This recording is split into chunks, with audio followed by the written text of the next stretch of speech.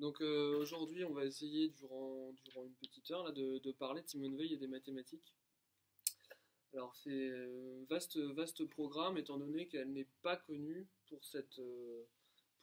tout ce travail sur ce pan de la science, étant donné que souvent son œuvre est plutôt... enfin, on interprète son œuvre sous l'angle du travail, sous l'angle de la force, de l'amour, son travail sur les Grecs ou sur la pensée indienne. Donc il y a énormément de manières de lire Simone Veil. Il y a une Simone Veil politique aussi, une Simone Veil mystique. Donc plutôt politique avec un engagement à la fois marxien et puis autour du syndicalisme révolutionnaire, et puis mystique avec ce qu'on sait, c'est-à-dire que Simone Veil est une juive laïque qui s'est arrêtée sur le seuil du christianisme, qui n'a jamais décidé de franchir le pas, mais qui en même temps a développé presque une théologie autour de la mystique chrétienne. Donc c'est sur un pan où on ne l'attend pas que va porter cette contribution pour essayer d'explorer la manière dont elle va penser les mathématiques. Alors peut-être une petite phrase d'introduction assez amusante pour présenter un petit peu le sujet, étant donné qu'elle écrira à son frère André Veil, qui est un des plus grands mathématiciens du XXe siècle, puisqu'il sera le cœur battant, l'initiateur du groupe Bourbaki, qui va participer à la reconstruction des mathématiques françaises, et puis d'une manière un peu plus générale, à tout ce travail du renouveau de la mathématique au XXe siècle. Et donc elle dira: un mathématicien est un être si rare que cela mérite d'être conservé, ne fût-ce qu'au titre de curiosité. Donc c'est dans une lettre qu'elle enverra à son frère, pour montrer qu'il y a un statut très spécifique.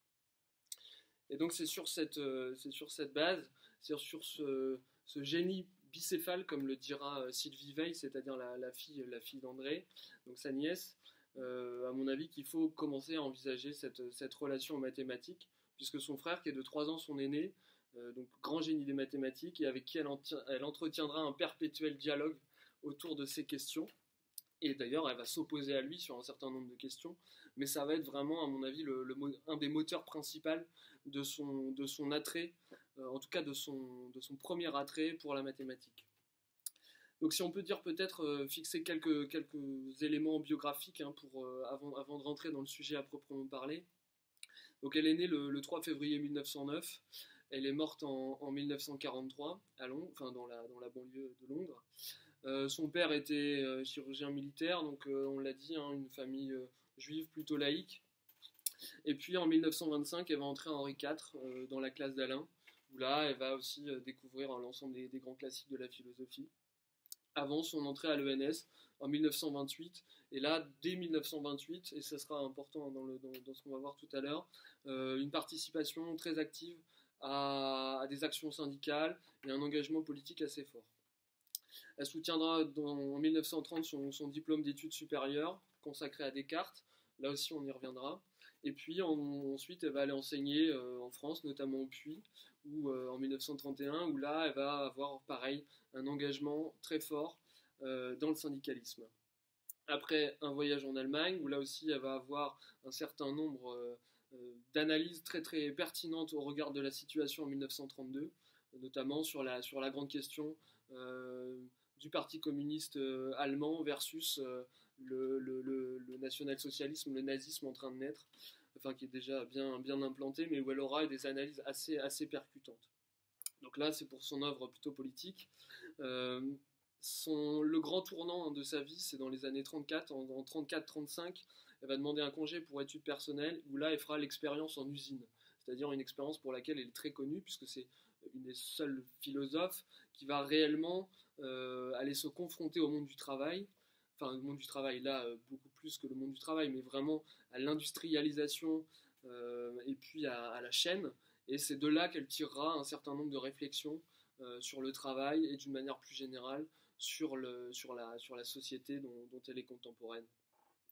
Ensuite, pareil, hein, en 1936, donc des expériences autour de l'enseignement, une expérience aussi agricole, et puis un engagement en 1936, donc en août-septembre, sur 2 mois, un engagement en Espagne, donc aux côtés des troupes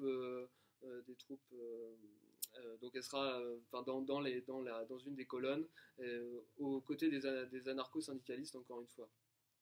Et puis ensuite, dans les années 40-41, elle sera à Marseille, où elle fera plutôt des travaux sur la science, sur les Grecs, sur l'Inde. En 1942, Oran, Casablanca, New York, elle rentre en Angleterre, où elle va écrire le grand texte donc, qui est l'enracinement, et puis elle meurt en 1943. Donc une vie assez courte, mais très intense. Donc ça, c'était pour fixer un petit peu Simone Veil dans les grandes lignes, avec l'ensemble de ses engagements, plutôt politiques, et puis ensuite par rapport à la science.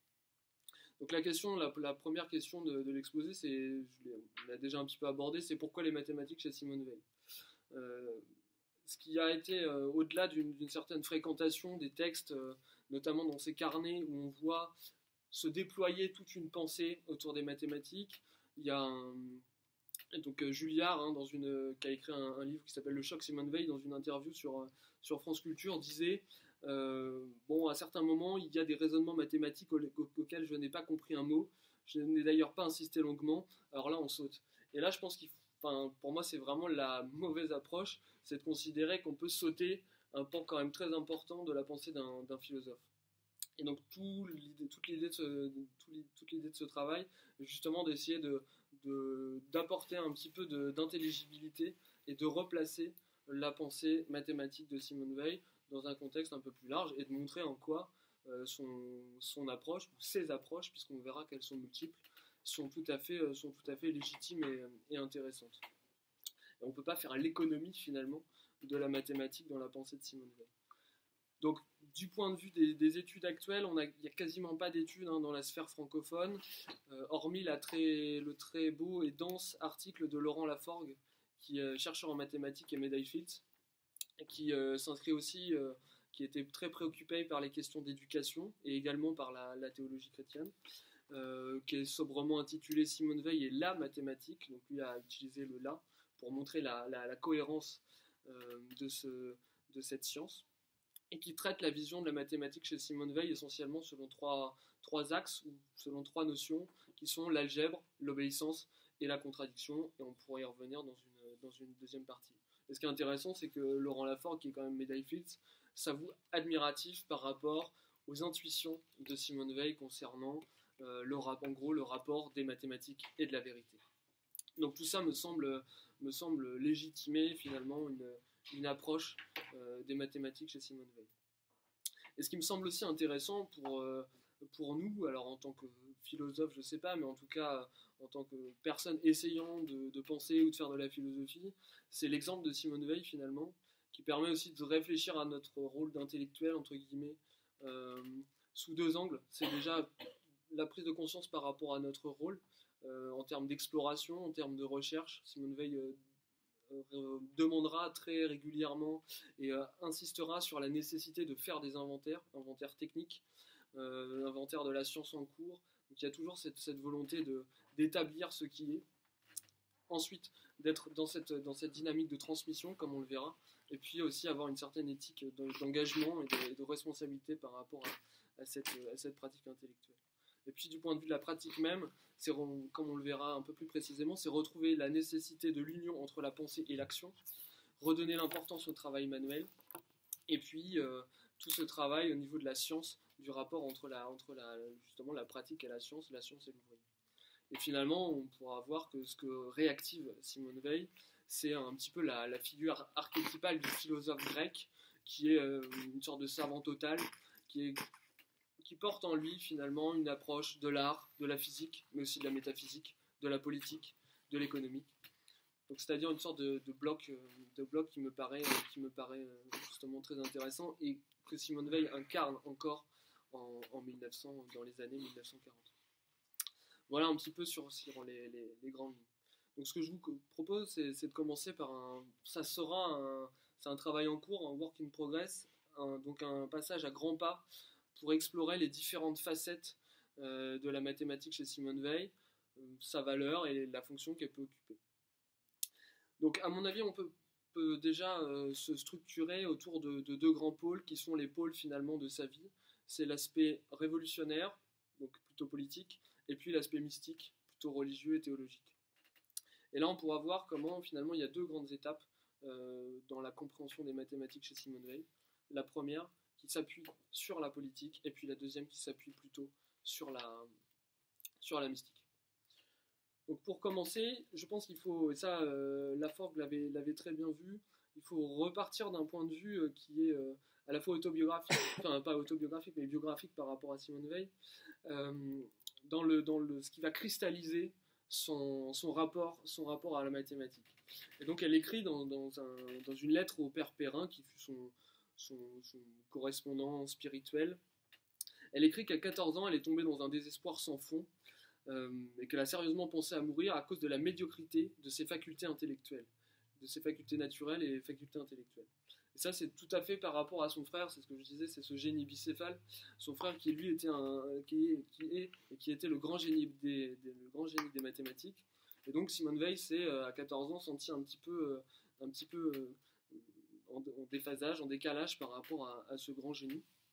Et donc elle explique qu'elle regrettait et qu'elle pensait ne pas pouvoir, elle ne pouvait espérer aucun accès à ce royaume transcendant où les hommes authentiquement grands sont seuls à entrer et où habite la vérité. Donc ce qu'elle est en train d'instituer là, c'est son rapport à la vérité, c'est-à-dire que la mathématique, c'est le royaume transcendant. Même si c'est pas explicitement nommé, on voit bien que c'est la mathématique. Elle parlera plus tard du paradis en évoquant Cantor. Et c'est là ce que Laforgue appelle la vocation de Simone Weil. Il expliquera la vocation que Simone Weil reçut à l'adolescence et à laquelle elle se donna totalement, et la vocation de la vérité. Désir de la vérité, confiance dans la vérité, attente de la vérité et amour de la vérité. Et là, c'est véritablement la vocation de la philosophie et la vocation de la philosophe qui se dessine finalement et qui se cristallise dans un événement très personnel, mais qui en même temps sera complètement structurant.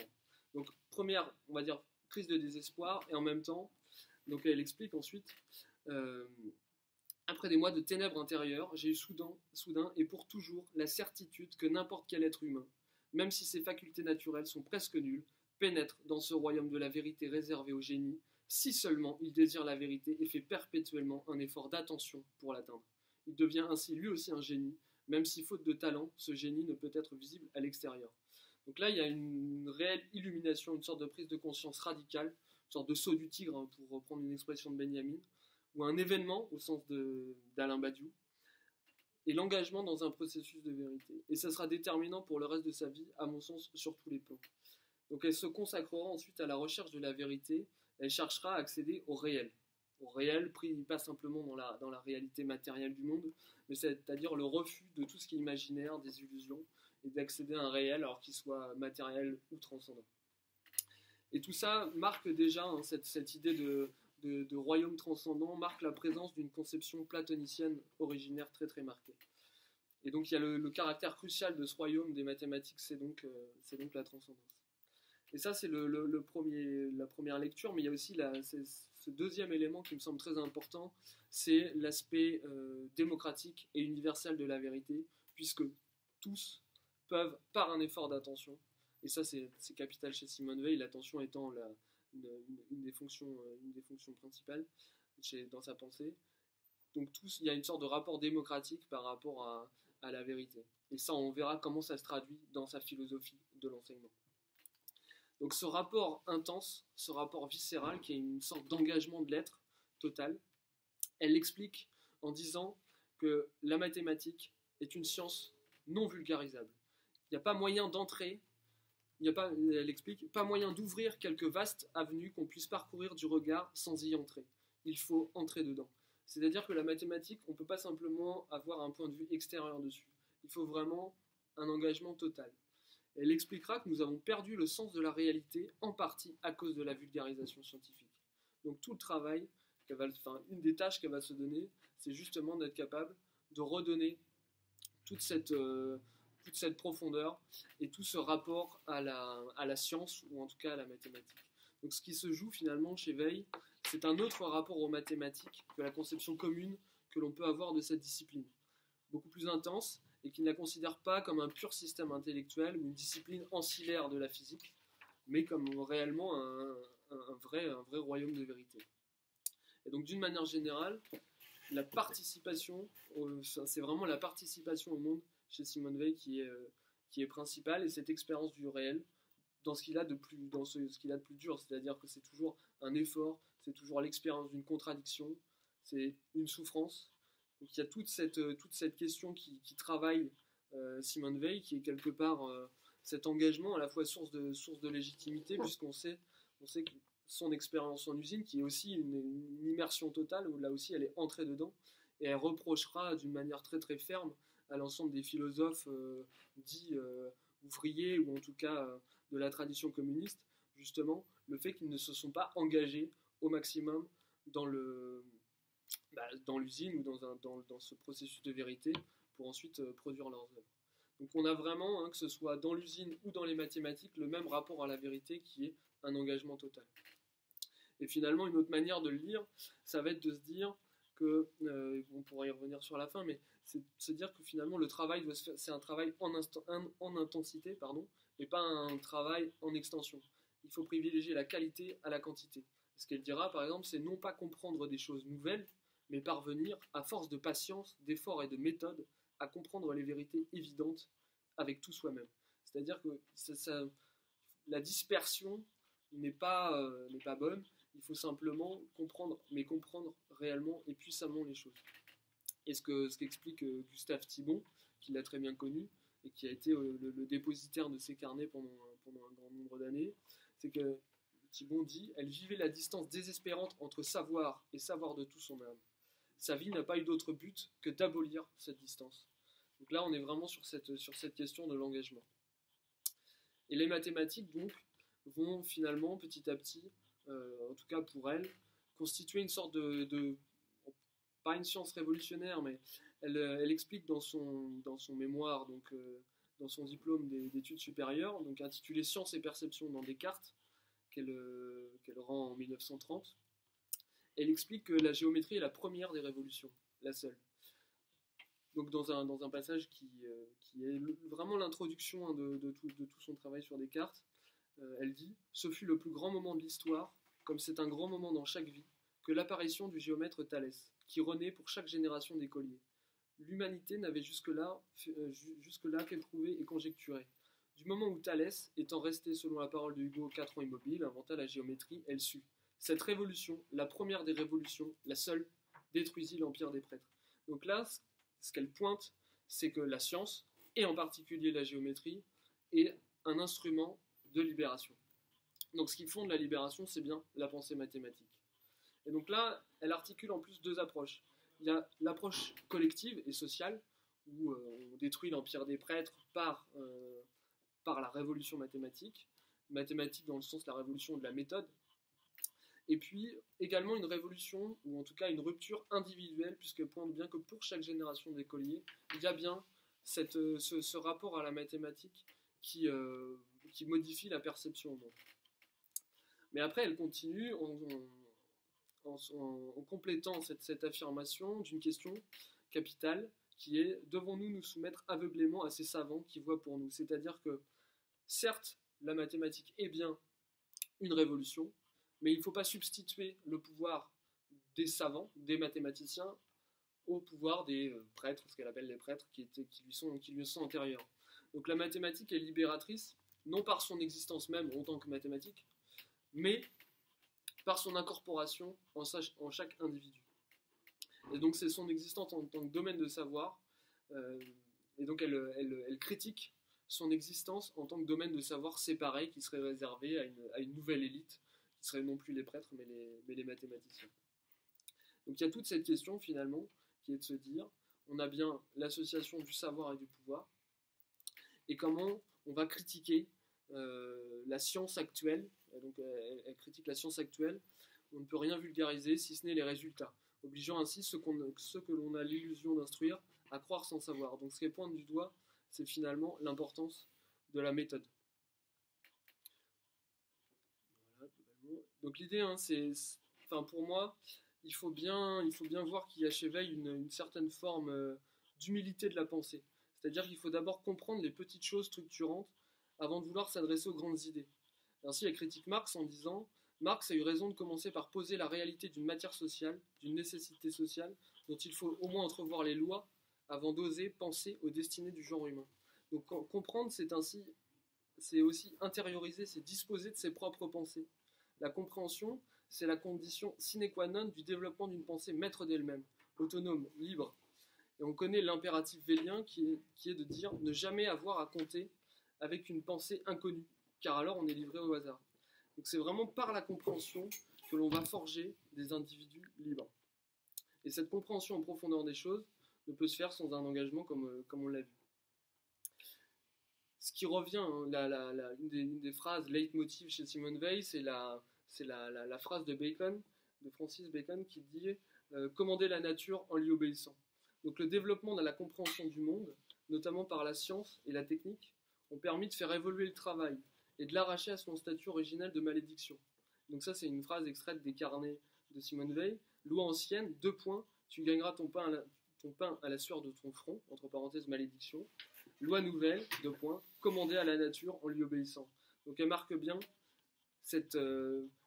finalement cette compréhension de la nécessité du monde, c'est-à-dire la prise en compte de cette nécessité par la méthode, par la pensée scientifique, permet de se libérer. Donc c'est ça qui me semble assez important, de pointer l'importance de la méthode. Elle explique les méthodes constituent l'âme même de la science. Et donc c'est pour ça que la science, la mathématique, doit être enseignée de la manière que Descartes nommait analytique. Donc là, je cite, c'est-à-dire de sorte que chaque écolier, suivant le même ordre que s'il inventait lui-même méthodiquement, puisse être dit moins recevoir l'instruction que s'instruire lui-même. Donc on est vraiment sur cette idée qui est de dire qu'il faut que la mathématique soit complètement intériorisée. Donc la méthode est à la fois conscience d'un ensemble comprenant un début, un développement et une fin, mais aussi conscience de la progression et de l'articulation de ce développement. Elle permet d'échapper au piège du temps qui écrase l'homme sous l'apparente impossibilité d'un but trop lointain. Elle permet de segmenter l'immensité en une suite d'étapes réalisables. Et la méthode rationalise le rapport au monde. Elle va le libérer de la superstition qui est complètement oppressive. Et en circonscrivant les forces et les nécessités par sa compréhension des lois qui les régissent. Et cette notion de limitation est ici capitale, puisque c'est elle qui permet le retour de la nécessité dans le domaine humain. Elle le ramène à notre échelle. Donc c'est l'outil finalement qui empêche l'écrasement définitif de l'humain, tant physique que psychique, sous le poids de forces démesurées. Et en effet, elle assure le passage, là je cite, de la nécessité subie à la nécessité méthodiquement maniée, et de la contrainte capricieuse et illimitée à la nécessité limitée.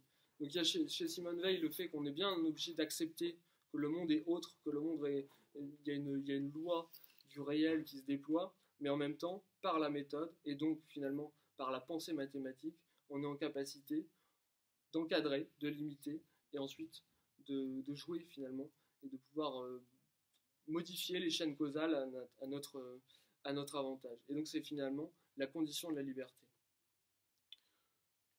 Donc globalement, hein, l'idée c'est de dire que toute pensée doit partir du réel, s'y confronter et y revenir. Et on écarte, c'est pour ça qu'on ne peut pas dire que Simone Weil est mystique dans le sens irrationnel, puisqu'elle n'écarte jamais le monde en tant que tel. Et finalement, ce qu'elle essaye d'expliquer, c'est que l'homme peut faire contrepoids à l'univers, si on peut prendre la métaphore de la balance, justement par, je cite, le maniement méthodique des relations mathématiques dans les mouvements du travail et la technique, qui peut seul fournir parfois à l'homme ce sentiment d'équilibre avec les forces de la nature, et elle ajoute, qui correspond au bonheur naturel. C'est-à-dire qu'on a une articulation entre la méthode mathématique, le travail, donc le rapport direct au monde, et puis le bonheur. Donc là, finalement, et c'est ça qui est toujours très compliqué chez Simone Weil, c'est cette articulation entre quelque chose qui est de l'ordre de la pensée scientifique, des choses qui sont plus de l'accomplissement personnel, du bonheur, du travail, etc. Et il y a toujours cette manière de toujours tout penser ensemble. Et ce qu'elle dit aussi, c'est que, et ça rejoint cette idée d'engagement total de l'être dans la mathématique, ou dans la science, ou dans le travail, c'est que penser est un acte purement individuel. Et ça me semble très important, puisqu'elle explique que finalement, là je cite, c'est extrait des cahiers, l'individu n'a qu'une force, c'est la pensée. mais non pas comme l'entendaient les plats idéalistes, conscience, opinion, etc. Non, la pensée constitue une force et donc fonde un droit uniquement dans la mesure où elle intervient dans la vie matérielle. Donc c'est toujours une pensée, mais une pensée en action et une pensée en contact avec le monde. Et ce qu'elle dénonce, c'est finalement le groupe, le nous, le gros animal, comme elle le dira, en s'appuyant sur les Grecs et sur Platon, en expliquant que finalement la collectivité est plus puissante que l'individu dans tous les domaines, sauf un seul, penser.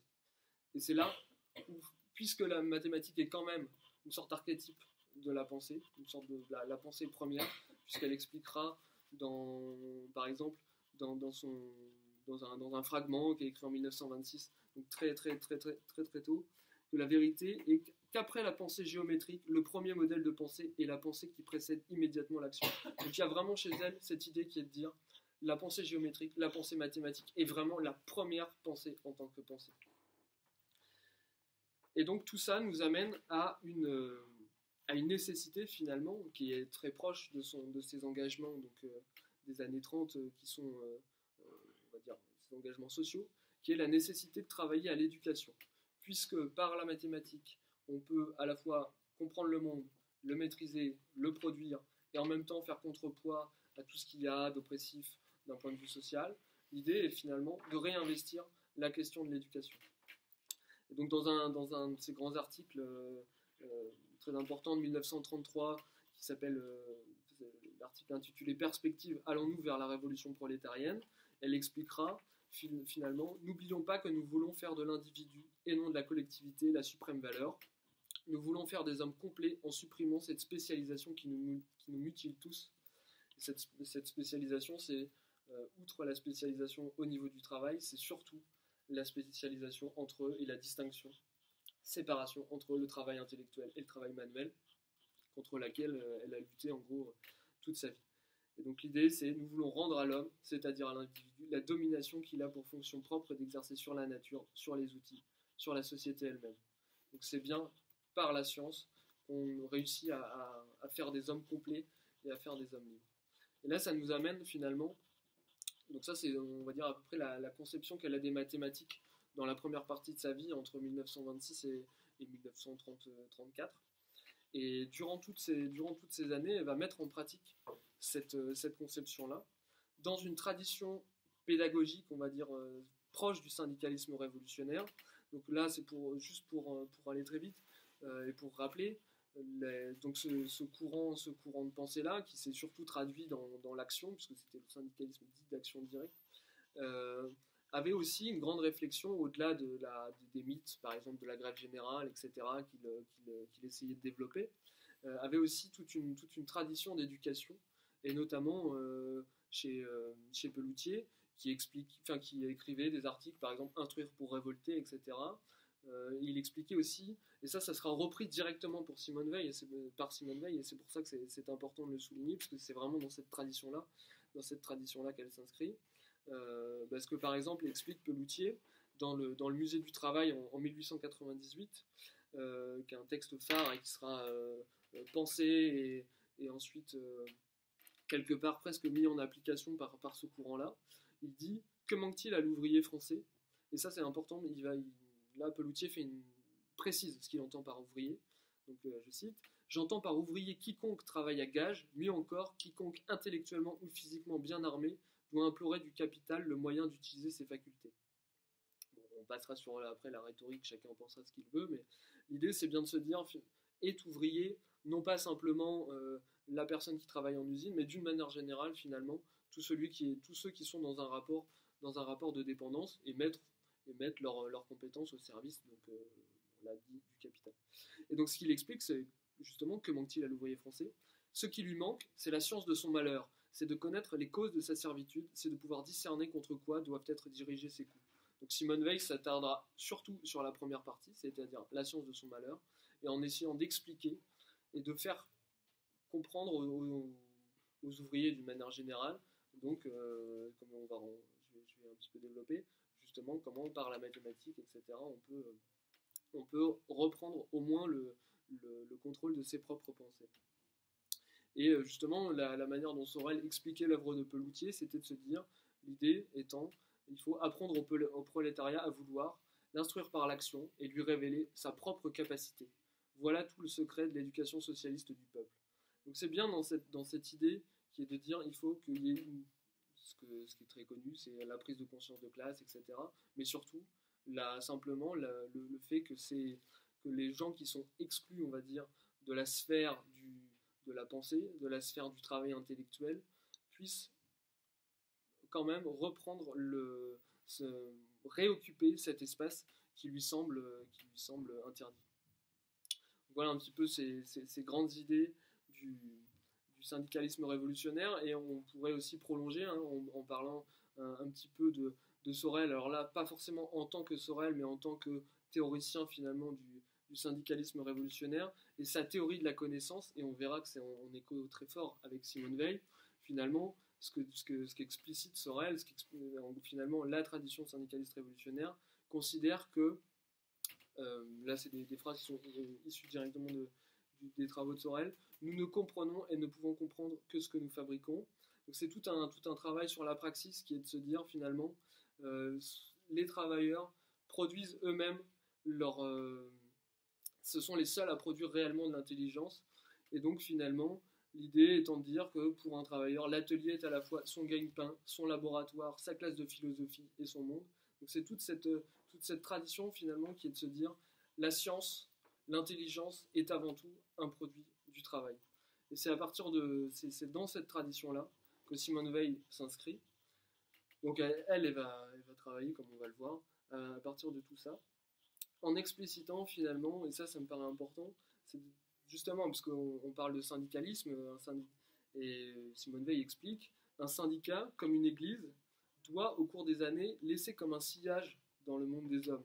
Mais à la différence des églises et des partis, ce sillage n'est pas constitué par des militants, ni même par des syndiqués, il est constitué par des hommes libres. Et c'est là où finalement, elle considère qu'on n'est pas en train de fabriquer à la chaîne des militants en leur inculquant une doctrine, mais que finalement il faut, et c'est là où la science joue un rôle et la méthode joue un rôle, leur inculquer finalement, leur donner des outils pour penser par eux-mêmes. Et ce qu'elle explique, c'est que en tant qu'intellectuelle, elle peut pas, et c'est là où par exemple ils sont complètement, cette tradition-là est complètement à l'opposé d'une tradition un peu léniniste, de l'avant-garde, des intellectuels comme Fraction Avancée, etc. Pas du tout. Là, c'est des intellectuels qui sont très en retrait. Et ce que Simone Weil dit, c'est que, bon, en attendant, donc le mouvement spontané des masses, etc., en attendant, on ne peut que les aider à se former, à réfléchir, à prendre de l'influence dans les organisations ouvrières, etc., en parlant des ouvriers. C'est-à-dire que finalement, elle est dans une position tout à fait en auxiliaire par rapport à ça. Et là, donc, il y aurait aussi des échos, je pense, à faire avec Gramsci, etc. Mais on va pas rentrer là-dedans. Sur justement la notion d'intellectuel organique versus intellectuel traditionnel. Et finalement, ce qu'elle est en train de pointer, c'est l'importance, quelque part, d'une révolution culturelle. C'est-à-dire que elle explicite que cet héritage de la culture humaine, dont la science et dont les mathématiques font pleinement partie, finalement, c'est, on va dire, les ouvriers, ou en tout cas l'ensemble du corps civil, doit se préparer à en prendre possession, comme ils se doivent de se préparer à prendre possession de tout l'héritage des générations antérieures. Cette prise de possession, c'est la révolution elle-même. Et donc là, c'est assez intéressant de voir aussi comment finalement, pour elle, ce qui fait la révolution, c'est l'appropriation pleine et entière de la science, de la culture, de l'ensemble des techniques. C'est-à-dire qu'on n'est plus du tout sur quelque chose de purement de violent ou autre. C'est de se dire, le basculement, la révolution sociale est d'abord et avant tout une révolution technique. Donc elle récuse toute idéologie, et finalement ce qu'elle gardera, par exemple du marxisme, c'est uniquement la méthode. Et donc elle explicite finalement, et son travail s'inscrit aussi dans cette perspective, qui est de dire finalement la révolution, là je cite, la révolution suppose non pas simplement une transformation économique et politique, mais une transformation technique et culturelle. Elle va plus loin, dans la culture, science assimilable à chaque être humain, ainsi que rapport avec la pratique. Donc là c'est exactement ce qu'on est en train de se dire, c'est que finalement La science n'a de valeur que si chacun peut l'assimiler. Dans la technique, ensuite, tendre vers une limite où tout ce qui ne nécessite pas de réflexion serait purement automatique, c'est-à-dire où le jeu des machines se passerait de l'homme et où seule subsisterait l'obligation non plus de conduire ni de surveiller, mais d'adapter, de réparer, de fabriquer les machines.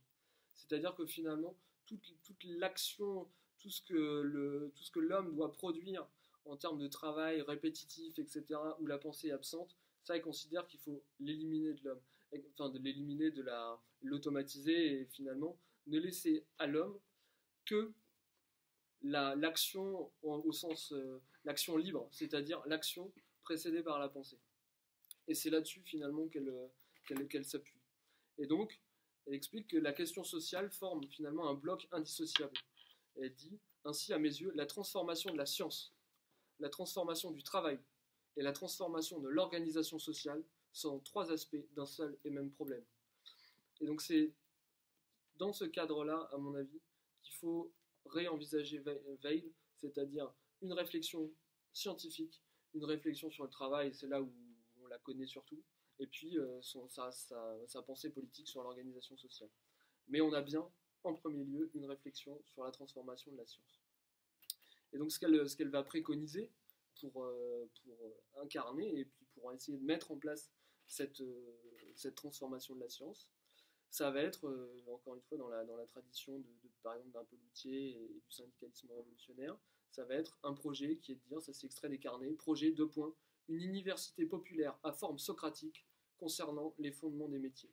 Il s'agit donc bien d'être capable d'aider les classes populaires à comprendre elles-mêmes. Donc là, on est sur toute la vieille tradition de la maïotique socratique, l'origine des techniques et des méthodes afin d'être à même de reconstituer depuis cette origine tous les développements historiques.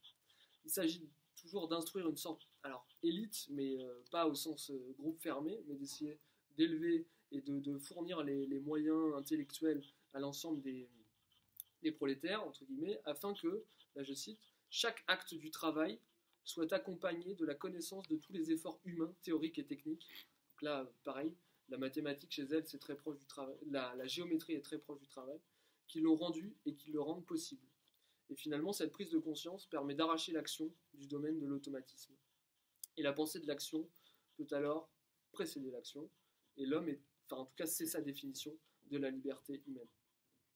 Et possédant à la fois sa pensée et son action, il se possède donc lui-même à travers son travail. Et finalement, une manière d'expliciter ce que c'est que faire des mathématiques, Simone Weil dira, faire des mathématiques, cela consiste à essayer sans cesse d'atteindre sa propre pensée. Et elle ajoute, toute la morale est donc contenue en puissance dans les mathématiques. Donc vraiment, l'idée est toujours finalement d'accéder à sa pensée. Et elle critiquera les savants qui ne font pas appel à la science afin d'arriver à voir plus clair dans leur propre pensée, mais simplement qui aspirent à trouver des résultats qui puissent simplement venir s'ajouter à l'ensemble de la science constituée. Et ce qu'elle pointe aussi, quand on lit la forme socratique, donc avec toute la référence implicite à la maïotique, l'idée est certes de le voir comme, bien sûr, un enseignant qui va permettre par une certaine forme d'enseignement, avec les questions, etc., de faire accoucher, bien sûr, l'élève, l'étudiant ou l'ouvrier, selon, de lui faire accoucher et comprendre, par exemple, un théorème mathématique, etc.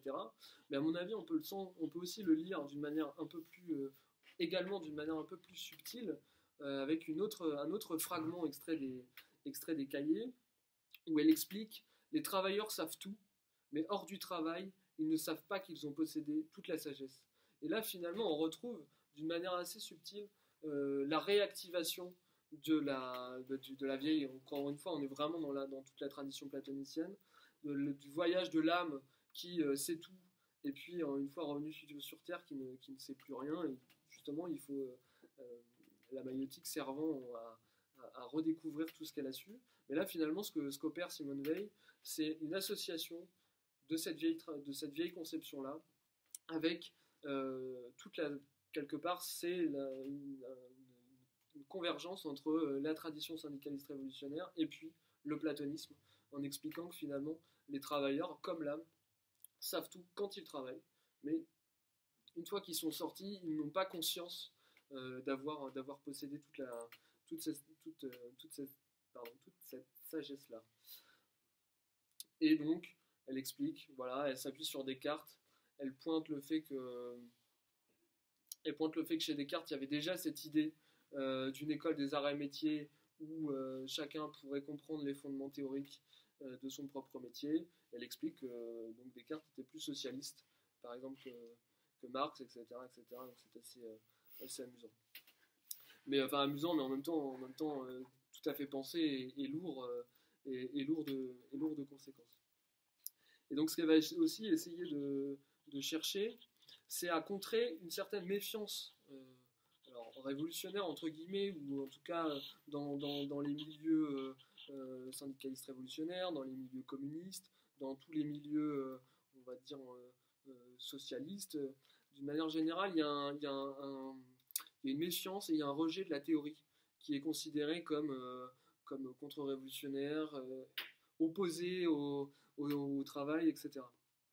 Et là-dessus, elle va justement bien expliciter que finalement, cette idée donc, qui lui paraît dangereuse et fausse, et elle va renvoyer dos à dos un petit peu justement ce qu'elle appelle les philosophes bourgeois qui sont dans le rejet de la technique, dans le rejet de la théorie, en pointant uniquement les questions d'utilité, et puis le rejet aussi d'un même mouvement des syndicalistes révolutionnaires qui, pareil, rejettent la théorie au prétexte qu'elle est purement théorique.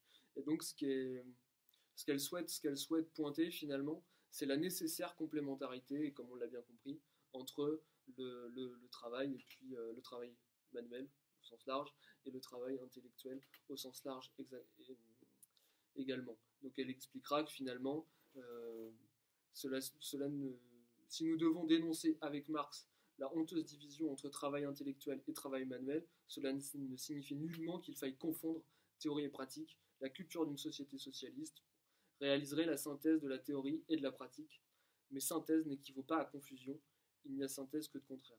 Donc là, l'idée, c'est aussi toute la question de la dialectique chez Simone Weil, qui est de dire passer à quelque chose de plus haut en articulant au mieux des notions qui peuvent sembler, en tout cas à première vue, antithétiques. Et donc comment tout ça va se traduire, c'est dans une expérience tout à fait concrète, avec dès 1927, elle va donner des cours dans un groupe d'éducation sociale qui sera créé par des anciens élèves d'Alain. Également, du côté des bourses du travail, du côté des syndicats, entre 1925 et 1929, voire jusque dans les années 37, 38, elle va donner beaucoup de cours. Et également donc, aux ouvriers, mais également dans sa pratique même de l'enseignement dans les classes de philosophie, elle explique que elle va essayer de rendre sensible la science et la mathématique. Donc ce qu'elle explique, c'est que par rapport aux élèves qu'elle avait, on considère on peut dire que ce qu'elle savait des sciences constituait le contraire d'une culture, c'est-à-dire quelque chose de purement détaché, quelque chose appris par cœur, etc., etc. Et donc l'idée étant, ça c'est une lettre qu'elle écrira à justement un mouvement syndical pour essayer de pointer l'importance de cette démarche pédagogique, en expliquant comment on peut... donc elle explique qu'elle aura consacré une 12aine d'heures à l'histoire des mathématiques, en la présentant comme étant orientée vers une résolution de la contradiction fondamentale entre continu et discontinu.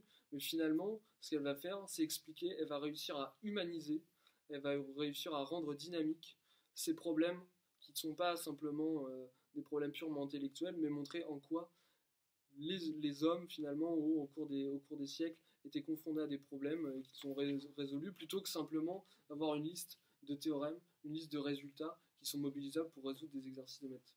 Donc là, l'idée, c'est vraiment de rendre quelque chose de...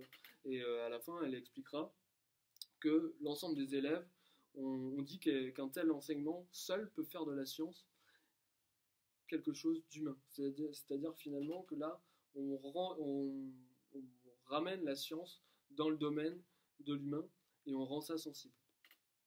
Donc voilà un petit peu sur ces grands éléments-là. Je vais passer assez vite parce que sinon on va jamais avoir le temps de finir. Et donc là, l'idée, hein, ça va être toujours dans cette idée de constituer une culture, un texte assez important où on l'a vu, hein, la culture chez Simone Weil, c'est toujours un assemblage de plusieurs éléments. Et donc elle expliquera comment, à travers, enfin normalement, une éducation renouvelée qui s'appuie sur les mathématiques, on peut avoir finalement, par le travail, l'homme produit sa propre existence naturelle. Par la science, il va recréer l'univers au moyen de symboles. Et par l'art, il va recréer l'alliance entre son corps et son âme. Et ces trois choses, et elle remarque que dans chacune de ces trois choses est quelque chose de pauvre, de vide et de vain, pris en soi et hors du rapport avec les deux autres. Elle explique que l'union des trois, culture ouvrière. Elle note entre parenthèses, tu peux toujours attendre. C'est dans ses cahiers, elle est en train de un petit peu de se parler à elle-même et de réfléchir. Donc elle sent bien que c'est quelque chose d'extrêmement compliqué à mettre en œuvre, mais en même temps c'est bien cette triple articulation entre travail, science et art qui permet de mettre en place une réelle culture. Et tout ça finalement l'amène à un enjeu qui est de se dire, et ça on est toujours en 1933, qui est de dire finalement aux intellectuels, elle appelle à une refondation de la science, et elle dit quant aux intellectuels du mouvement ouvrier, ils n'ont pas songé à s'attaquer à une tâche aussi indispensable. On parle de la refondation de la science. Tâche écrasante, il est vrai, qui implique une révision critique de la science tout entière, et surtout de la mathématique, où la quintessence du mystère s'est réfugiée. C'est-à-dire que on a toujours chez elle l'idée que la mathématique est complètement emblématique et finalement représente la science la plus pure. Et donc dans cet appel à la refondation de la science, et c'est là où c'est intéressant, c'est de voir que finalement cet appel s'adresse à des intellectuels issus du mouvement ouvrier. Elle considère que la mathématique est un élément capital. Donc ça c'est un petit peu, si on peut dire, c'est le premier bloc qui est de considérer la mathématique, comme on l'a vu, comme un outil de libération, comme un ensemble de méthodes, comme la manière dont l'homme peut articuler son raisonnement, atteindre sa propre pensée. Et donc ça va être le premier bloc articulé sur sa pensée politique.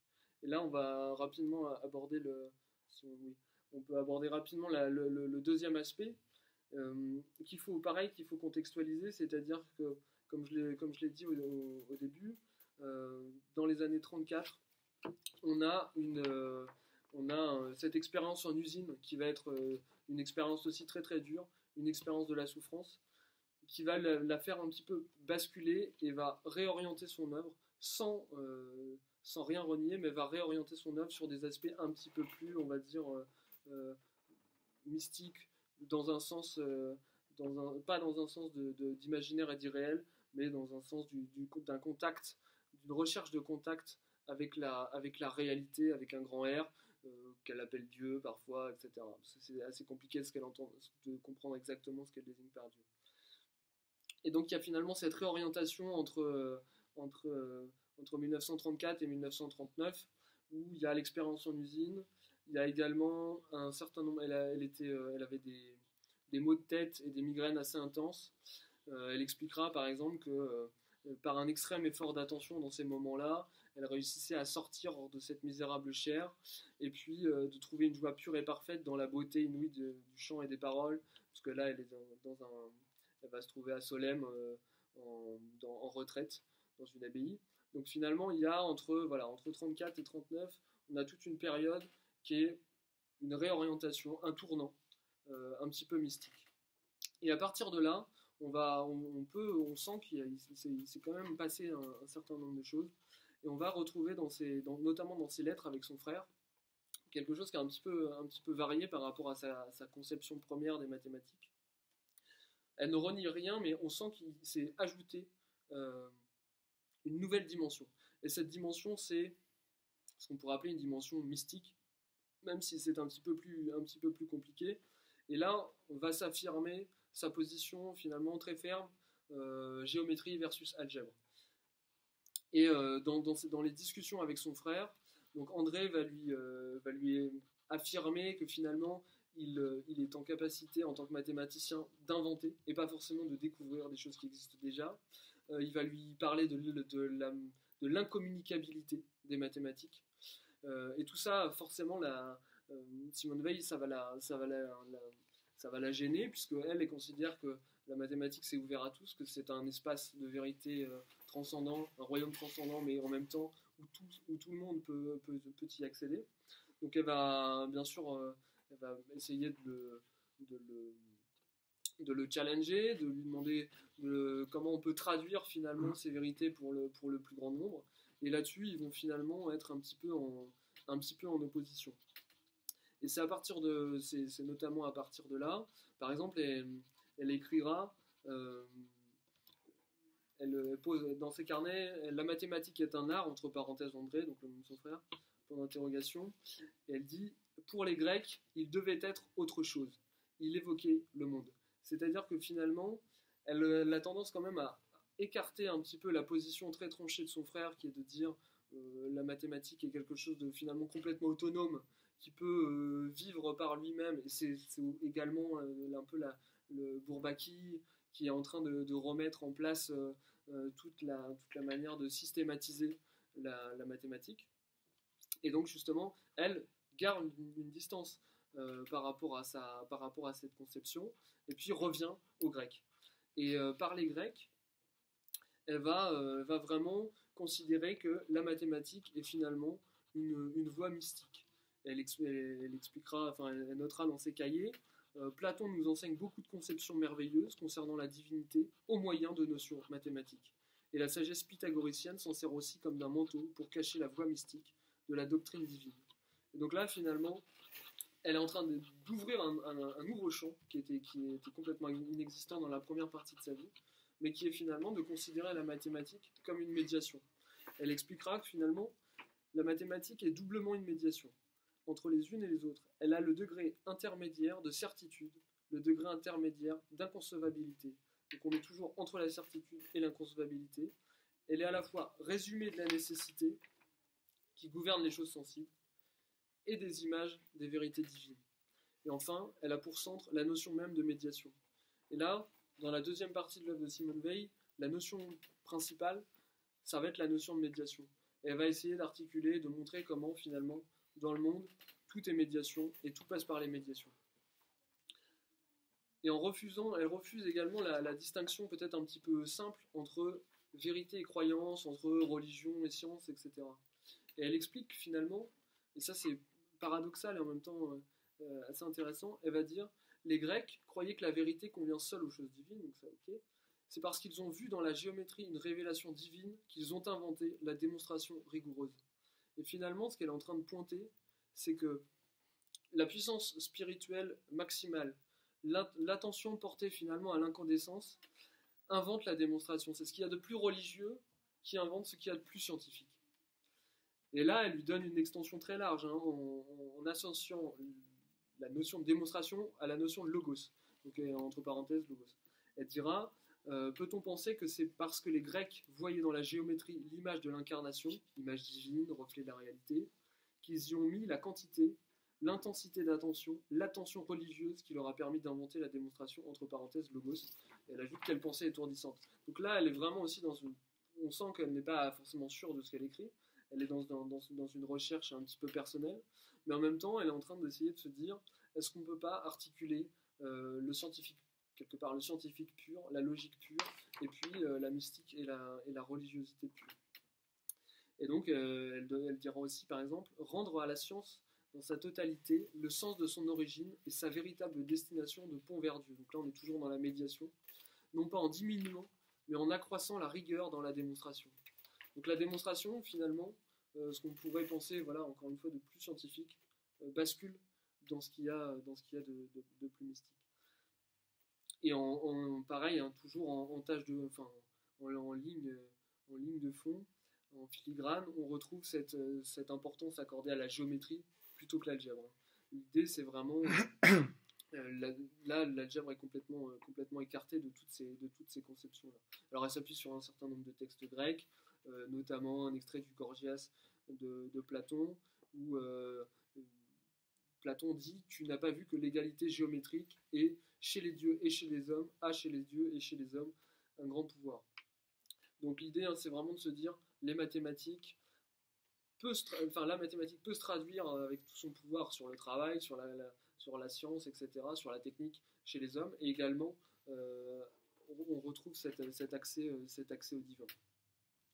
Donc l'idée, voilà, étant de définir ça, et toujours dans cette dynamique qui est de constituer la mathématique comme une médiation pure, l'idée étant de constituer aussi le nombre, et là elle se rattache à la tradition pythagoricienne, le nombre finalement comme la médiation, comme le rapport entre le continu et le discontinu, etc. Et on va trouver toute une méditation assez importante dans laquelle on ne rentrera pas, sur les textes pythagoriciens et sur la manière dont, par la mathématique, par la réflexion sur le nombre, et notamment par la réflexion sur les irrationnels, on peut accéder à ce royaume transcendant.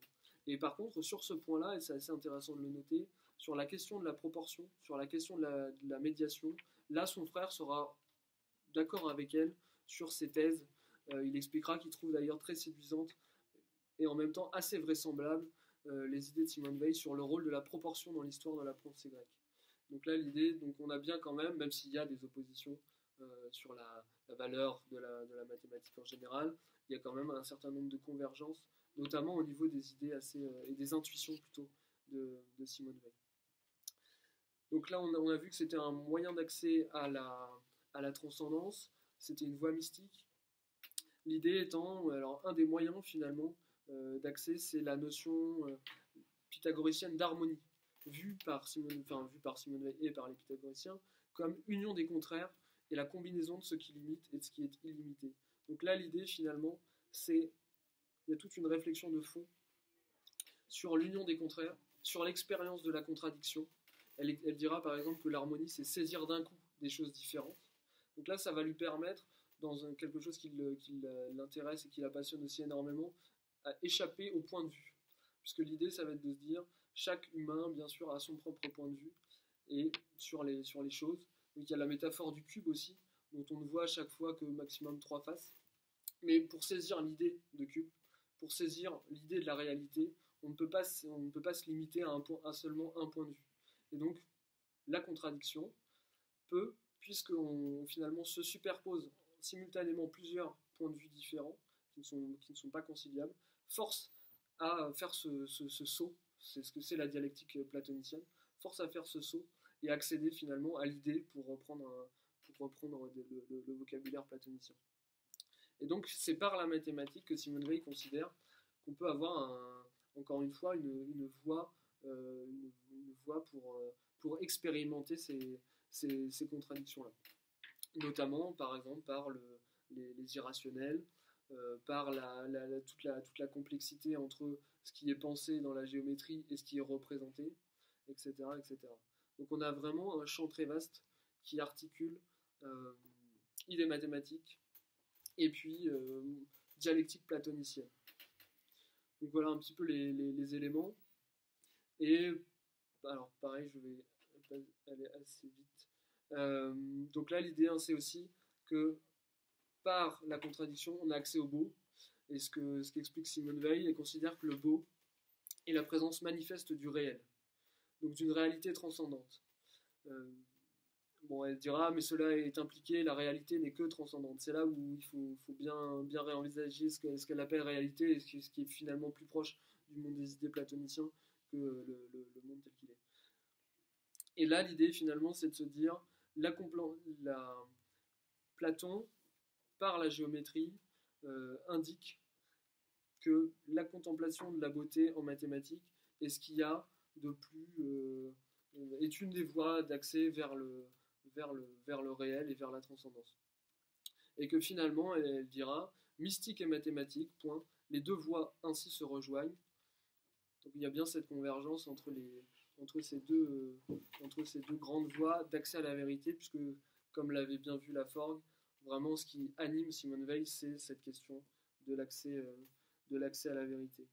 Et elle parle même de la mathématique éternelle, finalement, qui ce langage à deux fins, qui est l'étoffe dont est tissé l'ordre du monde. Donc là, quand on parle de mathématisation du monde, on retrouve bien cette notion-là, mais finalement dans un sens peut-être un peu différent de la manière dont pouvait l'entendre Galilée. Donc là, l'idée, c'est de se dire, la science, voilà, c'est bien l'étude de la beauté du monde, c'est bien l'expérience de la contradiction, et ça va nous permettre ça nous donne un accès à l'idée. Voilà. Et donc ensuite, pour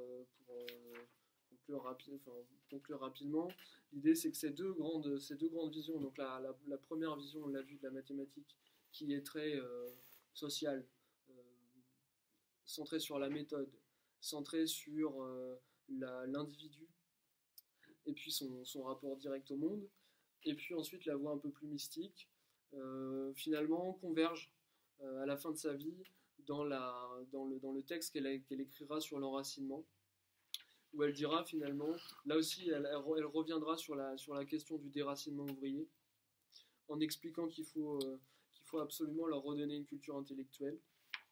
Et un des moyens finalement pour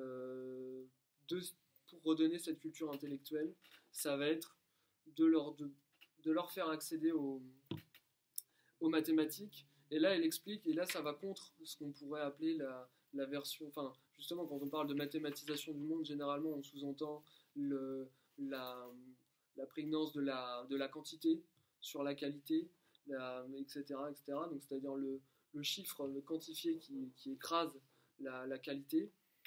Et finalement, par la mathématique, elle la considère vraiment comme une nourriture spirituelle, comme une vérité, et elle explique que, je cite, la vérité illumine l'âme à proportion de sa pureté, et non pas d'aucune espèce de quantité.